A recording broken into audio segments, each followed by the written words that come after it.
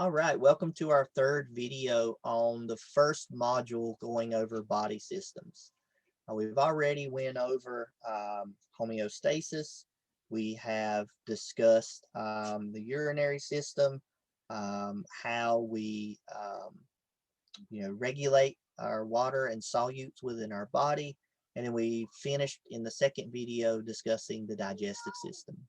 In this video, we're going to briefly go over the respiratory system as well as the circulatory system and talk about their functions within our bodies. So the respiratory system, its function is respiration. Right? And so respiration can occur both voluntarily and involuntarily. Now, our bodies regulate our rate of breathing involuntarily, right? And our bodies will increase our rate and decrease our rate of breathing based off of our need to get rid of carbon dioxide or to take in oxygen. But we can voluntarily kind of change that rate of respiration, say like if we need to hold our breath for swimming or anything else, right? We can voluntarily alter our rate of breathing. Now, respiration is broken down into two different parts. You have inhalation and exhalation. Okay. Inhalation is where your diaphragm basically descends. So notice in this picture here, you have your diaphragm, and your diaphragm is kind of arched, right? Now, whenever your diaphragm contracts, it descends and flattens out.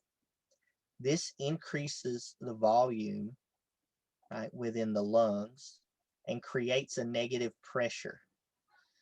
Air will move from high to low pressure, right? So if the pressure is negative in the lungs, then air will move into the lungs, causing it to inflate. And this is a passive process. So the air will move from high to low pressure in that direction, right? And so that's inhalation. The opposite occurs for exhalation. So basically your diaphragm will relax, go back to this arch shape. Your lungs will decrease in volume. You'll get a positive pressure, and then your air will move from your lungs out into the atmosphere. Again, moving from high to low pressure. Okay. And so those are the processes of inhalation and exhalation.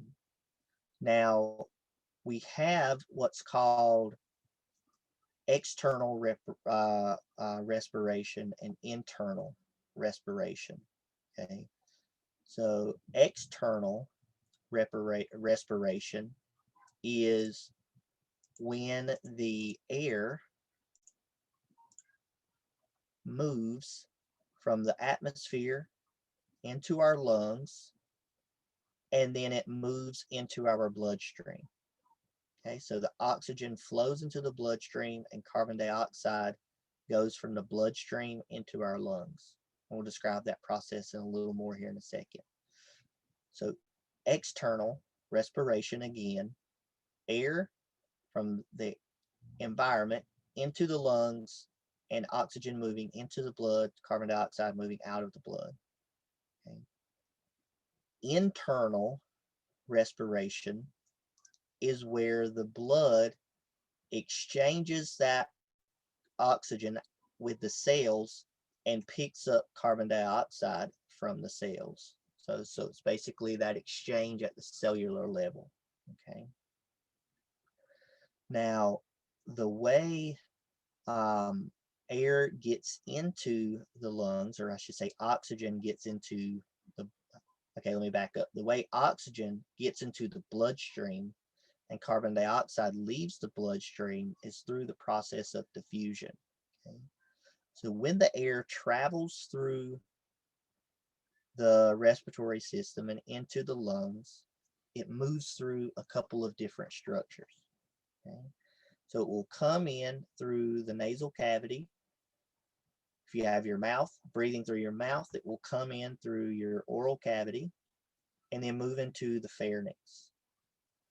There are membranes in here and mucus that help to warm and clean the air. And then it will move into the larynx, which is where your voice box is located. And then it will move into the trachea. And then that trachea splits into two different directions, one to the right lung, the other to the left lung. And that split, those two splits are called the primary bronchus, okay, or the primary bronchi, okay. The primary bronchi, each one will have bronchioles branching off. So if you see in this image, all of these little branches off of that primary bronchus are respiratory bronchioles. And those bronchioles will get smaller and smaller as they branch out, okay? And then when you get to the tip of a bronchiole, you run into these alveoli. So this is an alveolus. So plural is alveoli. And so this alveolar sac is this grape-like looking cluster. So there are multiple little sacs at the end of this bronchi, and these alveoli are embedded in capillaries, right? So you can see a pulmonary venule, so a vein running. It's not a vein, it's a venule, which is smaller than a vein. Runs, and then the capillaries will surround those alveoli, okay? And if we zoom in to one little cluster, which is what we see here, you see that there's these capillaries that surround that cluster. Now the air that is in that capillary,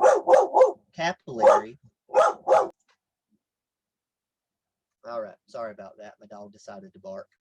And so the air that moves into that alveolus will have oxygen, carbon dioxide, nitrogen, right? So all of the different molecules that are in air. And what happens is there is a gradient of molecules here. So the air will have a lot of oxygen in it inside the alveoli, and the blood will have very little oxygen because the oxygen has already been dropped off at the cells, okay? And so there's very little oxygen in the blood, lots of oxygen in the alveolus. And remember, molecules will passively diffuse from high to low concentration. So if oxygen is in high concentration in the alveolus, it will diffuse into the blood where it's lower.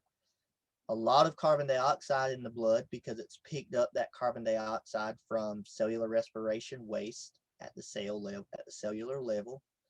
And then there's very little carbon dioxide in comparison, or I should say there's a lower concentration in comparison to that of the blood. So the carbon dioxide moves out of the blood into the alveolus. And then whenever you exhale, that carbon dioxide will then be released. And then the oxygen will move in the blood, will go back to the heart, and then the heart will distribute that oxygenated blood across or throughout the body, right? And so that's how oxygen and carbon dioxide is regulated within our body and regulated within our circulatory system. So the respiratory system works with the circulatory system to make sure that we're removing the gaseous waste and making sure our cells get enough oxygen that's necessary. Now, looking at the circulatory system, within animals, there are two types of circulatory systems. You have a closed circulatory system or an open circulatory system. We humans, and other vertebrates, have closed circulatory systems, basically meaning that our organs are not kind of in pools of blood, right? There are veins and capillaries and vessels that carry the blood to those different organs and cells. Whereas an open circulatory system, you can just think of a body cavity that is filled with blood and the organs are in that body cavity, right? Or it's not really blood, it's circulatory fluid, also known as like hemocoel. And so for an example, invertebrates have this type of open circulatory system. And so it's not closed off. So the blood is not separated from other components of the body, so other organs. And so humans, we have that closed circulatory system, right? And our circulatory system has two circuits. We have a pulmonary circuit and then we have a systemic circuit. So you have pulmonary circulation and systemic circulation. Pulmonary circulation is the blood that flows from the heart to the lungs and then back to the heart. The systemic circulation is the blood that flows from the heart to the body and then back to the heart. Okay. The pulmonary circulation takes deoxygenated blood from the heart to the lungs to pick up oxygen and carries oxygenated blood back to the heart. The systemic circulation takes that oxygenated blood from the heart, sends it to the rest of the body where it drops the oxygen off and picks up carbon dioxide and brings it back to the heart, in which it will then travel from the heart back to the lungs to pick up more oxygen. And so you have these two circuits that are working together. So here you're seeing the pulmonary circuit. So this is the right side, this is the left side, and then the systemic circuit. So this would be like the lower body, this would be the upper body. Okay.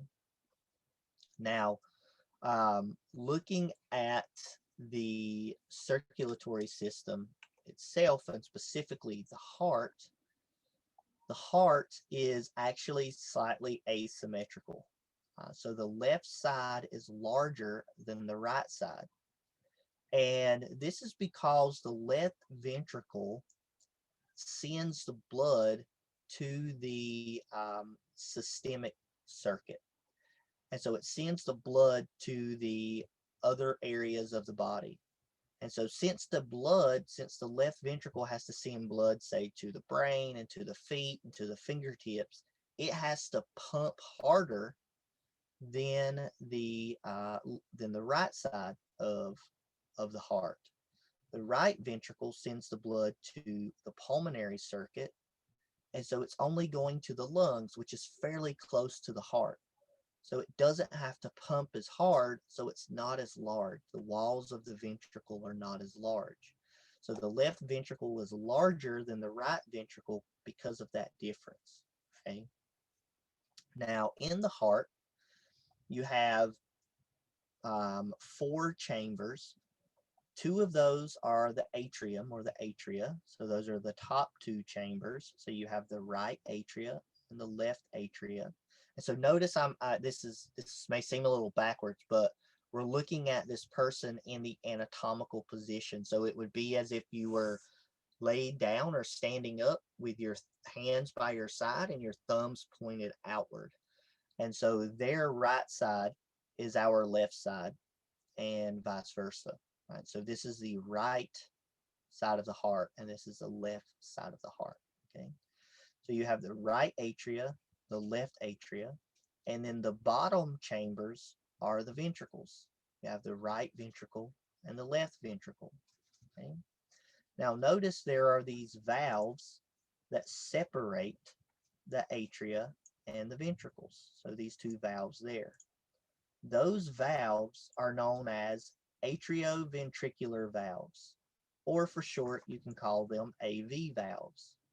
The right AV valve is also known as the tricuspid valve. So this one. The left AV valve is known as the bicuspid valve, or this valve. Okay. We also have 2 more valves that separate the blood from the ventricles into their associated arteries. Okay. And you can't really see them in this figure, but you'll see them in the figure on the next slide. It's basically a valve that's right here and then another valve that's right here. The right pulmonary, or I should say these 2 upper valves are called semilunar valves. The right semilunar valve is the pulmonary semilunar valve because it leads to the pulmonary artery. The left semilunar valve is the aortic semilunar valve because it leads to the aorta. Okay, and we'll show this in more detail here in the next slide. And so here we have the heart.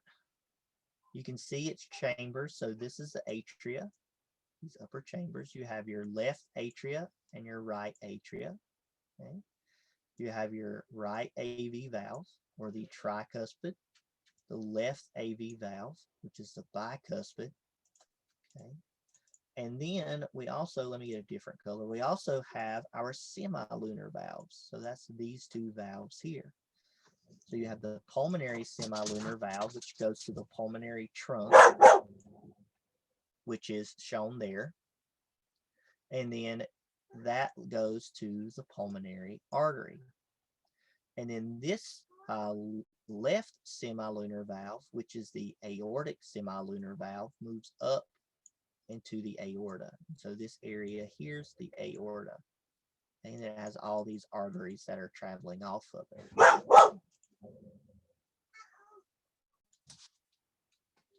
All right, sorry again. I apologize if that startled you. I know it comes out of nowhere. And so those are where those four valves are located. And then you have your ventricles, your right ventricle and your left ventricle on the bottom. Okay. This figure is also showing the cardiac cycle. Okay, so the cardiac cycle is the movement of the blood through the body due to the pumping of the heart. And so in each cardiac cycle, there are a series of contractions that happen. And these contractions are known as systoles and also relaxations. Those relaxations are known as diastoles. And these contractions will pump the blood through the heart and then send that blood to the lungs or to the body. Okay. And so we're going to go through the whole kind of sequence of one cardiac cycle, and this figure is representing that in 3 different steps. Okay. So basically we have blood that enters through the superior and inferior vena cava, and we have a figure showing all the blood vessels in the next slide, so don't worry about that yet. But it enters through the superior and inferior vena cava into the right atrium, right? And it also enters from the pulmonary vein into the left atrium, okay? And then what happens is you get a cardiac diastole, which is a relaxation, and all the chambers are relaxed at this time. And blood is flowing into the heart, into the atria, that like we just mentioned. After that, you get the atria to undergo a contraction. So both the right atria and the left atrium, the right atrium and the left atrium will contract at the same time, and it will push blood into their associated ventricles, like we see here. Okay, and the ventricles are still relaxed at this point. So we've had an atrial systole, so atrial contraction. Okay. Then the atria will relax, and then you have ventricle contractions, and the ventricles will push the blood out of the heart. Okay, so this first image is just the relaxation. The second image is the atrial contraction, pushing that blood into the ventricles. And then the third is the ventricle contraction, which is pushing the blood into the arteries out of the heart. Okay. The ventricle contraction, that ventricle systole, is where the lub sound of the heartbeats come from. You know, the lub-dub sound, lub-dub, lub-dub, lub-dub, that heartbeat. So the lub is the ventricle contraction, and it's the sound of your AV valves closing shut. Okay, Then whenever the heart relaxes, those ventricles relax. So now both the atrium and the ventricles are relaxed. The semilunar valves close because they're now not open, pushing blood into the arteries. So then they close, and when they close, you get the dub sound. So the ventricle contraction pushes the blood out, causing the AV valves to close. That's your lub. And then when the ventricle relaxes and undergoes the diastole, the semilunar valves close, causing the dub sound. And so that's where the heart sounds come from. It's the closing of the valves. Okay. And so we also have this yellow line here that's showing the transmission of the electrical stimulus that causes the heart to contract. So you have this sinoatrial node, which is on the right atrium. And this node is where the electrical stimulus starts. So that stimulus will start there, and then it will propagate around the right atrium and the left atrium, causing them to contract and undergo a systole. Then it will propagate down this septum, which is this centerpiece here on the heart, and go through that myocardium, and then travel around the ventricles, causing those ventricles to contract and undergo a ventricular diastole. Okay, and so that's basically the summary of the cardiac cycle. Now, once the blood leaves the heart, it travels through many different blood vessels. Okay? And the blood vessels of the body are either in arteries or veins, and then those are connected via capillaries. Now, the arteries and veins start out very large, right, as they go away from or towards the heart, and they get smaller, right, until they're really small and are basically one cell size big, and that's the capillaries. So for example, you go from arteries, I'm not going to write it out, I suck with writing with a mouse, so you'll go from arteries all the way down to your capillaries.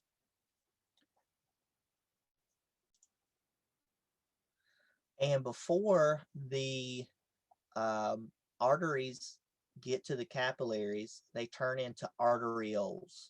Okay? And so basically you have this circuit where you go from, I guess I will, A-R-T-E-R. So you get arteries, and you get arterioles, spelled that bad, and then capillaries, right? And once the blood gets in the capillaries, I'll respell this in a second.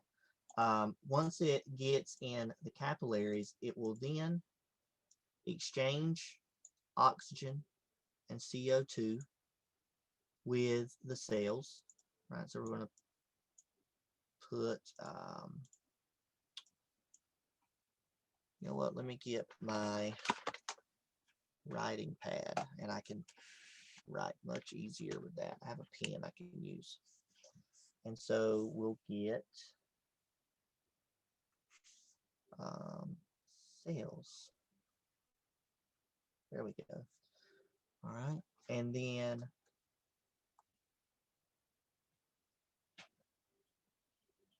here we have A-R-T-E-R-I-O-L-E, arterioles, right? So arteries, arterioles, and then capillaries, okay? And then it will go to the cells in the capillaries. And then once it leaves the capillaries, it will come back through the venules, oops, bad drawing, to the veins. right? And so that's kind of the circulatory fashion of it, right? And so you'll start out in these large, sorry, not there. That is the superior vena cava. You'll start out in the arteries, right, like the aorta, and it will travel down and get smaller to your arterioles, and then go to your capillaries, and then come back through your vein and into the right side of your heart, right? That's the basic kind of flow. And so arteries, arterioles, capillaries, venules, and veins is basically the process of blood circulation. Now, in this figure, the coloration is meant to represent deoxygenated versus oxygenated blood. So red is oxygenated, blue is deoxygenated. Okay. One thing that students typically will try to do is to associate color with arteries and veins. That is not always the case. So so let's say that the superior vena cava is blue. We know those are veins. That doesn't mean that all veins are always deoxygenated, right? So that's not always the case. And so what you'll want to know is that blue is deoxygenated, red is oxygenated. And the easy way to remember arteries and veins is I just always remember arteries are away. So away from the heart. And then if you know arteries are away, then veins have to be bringing blood back to the heart. Okay. Now, we mentioned some of the big blood vessels during our discussion of the travel of the different circuits. So for example, blood comes into the heart via the superior vena cava and the inferior vena cava. Blood leaves the heart to the lungs and the pulmonary artery, and there you have an artery that's deoxygenated. So this is deoxygenated blood. It brings back blood that's oxygenated from the lungs to the heart and the pulmonary vein. And so that vein is red because it's oxygenated, right? And then you have your aorta, which is above the heart, which is where the blood moves from the left ventricle out into the aorta. And then you have all of kind of the other major arteries and veins, so like your carotid artery, which is here, your jugular veins, which is bringing blood back down from the brain. You have your thoracic aorta, which is the aorta, the artery that is carrying blood down through the thoracic area.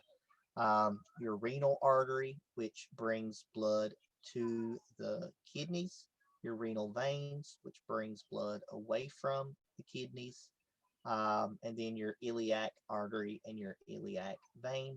And so those are some of the major arteries that you need to be familiar with. Okay. And so from this video, you want to make sure you know how blood travels through the body, which circulatory,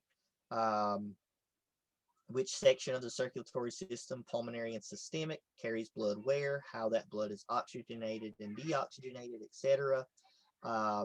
What vessels carry blood away from the heart and blood to the heart, where that oxygen and carbon dioxide exchange happens. So like the capillaries at the cells. So you'll want to know all that information in terms of information from the circulatory system. Okay. And so with that, we have one more video for this module where we're going to be discussing human reproduction. And that'll be it for module 16. And then again, our next module will pick up and continue on with the rest of the body systems that we haven't discussed yet. So with that, that's the end of this video, and we'll see you all in the next one.